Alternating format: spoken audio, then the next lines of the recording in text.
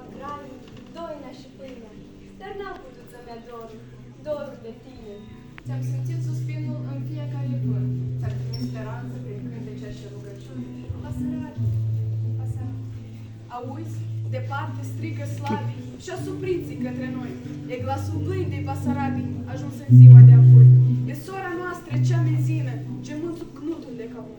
Legat în lanțuri ai mână, deci tream târându-i eu după. Muritau, poate nu mai doarme și așteaptă moarte de la câini. La arme! La arme, la români! Sunt obosit de Românie, dar credința mea nu a murit. Mi-am luat cuvântul, mi-am luat biserica, mi-am dușit. Am citit numele tău, dar în fiecare seară, România.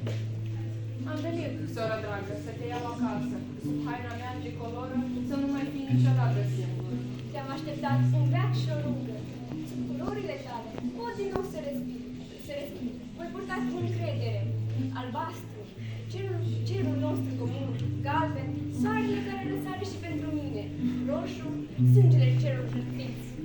Ai venit din tranșee de pe malul Nistrului. Am văzut frați murind cu numele tău pe buze, Românie. Nu putem lăsa ca sângele lor să se piardă în noroi. La arme! La arme, dar români! Și s-a pornit atunci o suflare de foc și de dor.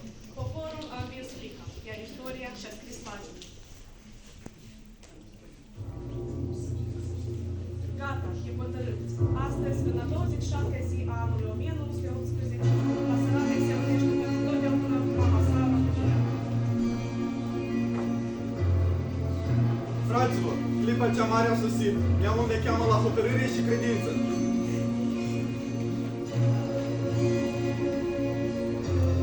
I-au rupt, i-au umilit, i-au interzis cuvântul, dar nu ne-au putut duce desfătător românesc. Unirea nu e omis, e dreptul sângele nostru, iar la Nistru până la Tisa e un singur neam și o singură inimă. Eu, fiica acestei țări, declar iubire tuturor femeilor și oamenilor. Destinul copiilor noștri trebuie să fie sub același soare, sub același tricolor. Binecuvântat să fie această zi, să încerșăm cu robii și să fim sub lumina unității. Doamne ajută! S-a scris atunci o pagină curată, sângele și credință. O pagină pe care nici nu nici nu credea că le va putea termina.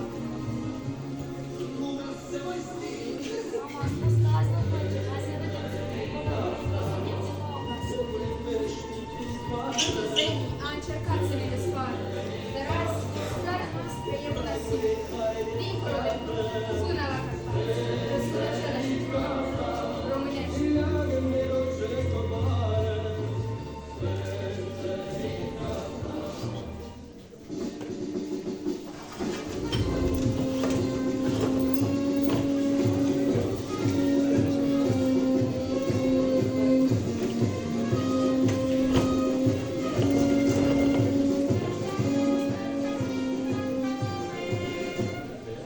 Unii moștenire ne-au lăsat, o țară, un pământ, un grai curat, Iar unii au rămas pe veci soldați, să-ți dea o strajă capul sus pe braț. Rădăcinea își veneamul meu, și suntem lăsați de Dumnezeu. Ne-a dat un Eminescu să-l avem, și ne suntem în veci să nu uităm. Pentru țară, pentru neam, pentru frunza de pe ram, unde-a sus să fie de acest neam. Toți urmași lui Ștefan, Culescule și Zuman, unde-a sus pentru țară, pentru neam. Frunza de pe ram, unde-a sus să fie pentru acest neam. Toți urmașii lui Ștefan, cu Crăciune și Suman, fruntea sus pentru țară, pentru neam.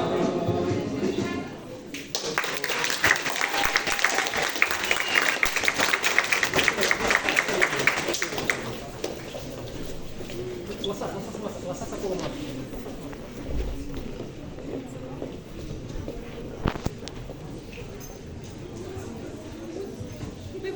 Doamnelor și domnilor, în final, trebuie să ne amintim că formarea statului național unitar român a fost un moment decisiv pentru poporul nostru. Prin hotărârile de la Chișinău, Cernăuți și Alba Iulia s-a încheiat procesul de unire a tuturor românilor într-un singur stat. Acest act mare istoric a deschis drumul integrării politice, economice și culturale și a oferit României cadrul necesar pentru un progres rapid. Potențialul economic al țării a crescut, știința și cultura au înflorit, iar viața socială și spirituală a cunoscut un vânt remarcabil. Marea Unire rămâne o temelie solidă a evoluției României Și un îndemn permanent la unitate și responsabilitate.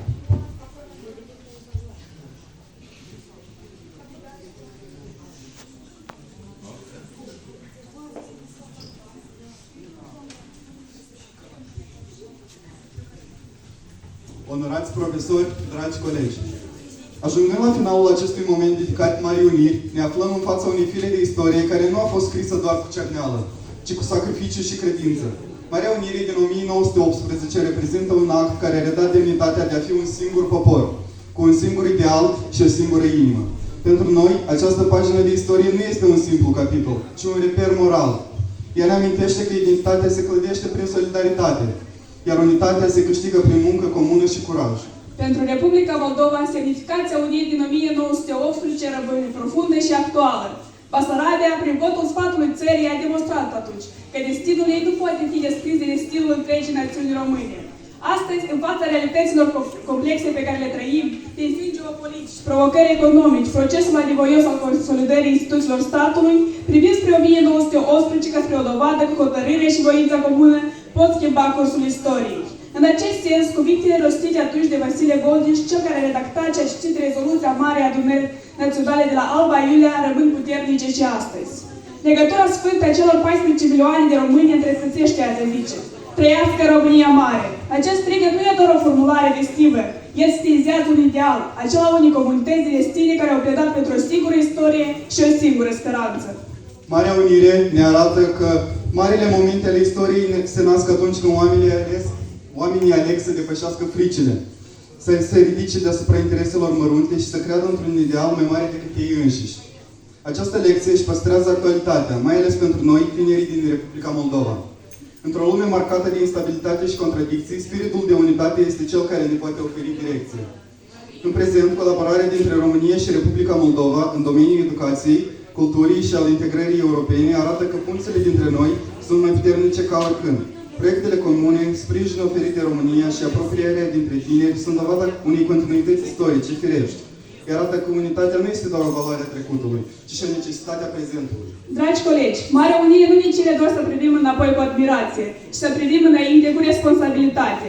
Ne învață că libertatea trebuie apărată, că democrația trebuie consolidată prin implicare, iar identitatea noastră trebuie onorată prin respect față de istorie, cultură și limbă. Noi suntem generația care trăiește într-un timp al alegerilor importante. Suntem generația care poate transforma această regiune într-un spațiu al stabilității, al progresului și al demnității. Lecția din 1918 ne arată că fiecare generație are propriul ei moment decisiv. Astăzi, aici, încheiem că credința cu Marea Unire nu este doar o amintire, ci un testament de responsabilitate. Un testament care ne spune că, indiferent de obstacole, datoria față de viitor rămâne mai puternică decât orice îndoială. Să păstrăm în suflet moștenirea celor care au avut curajul să-și unească destinele și să privim înainte cu aceeași hotărâre. Cu multă emoție și recunoștință, vă mulțumim pentru prezența dumneavoastră în această sală. Să aveți o zi minunată, plină de energie pozitivă și zâmbete.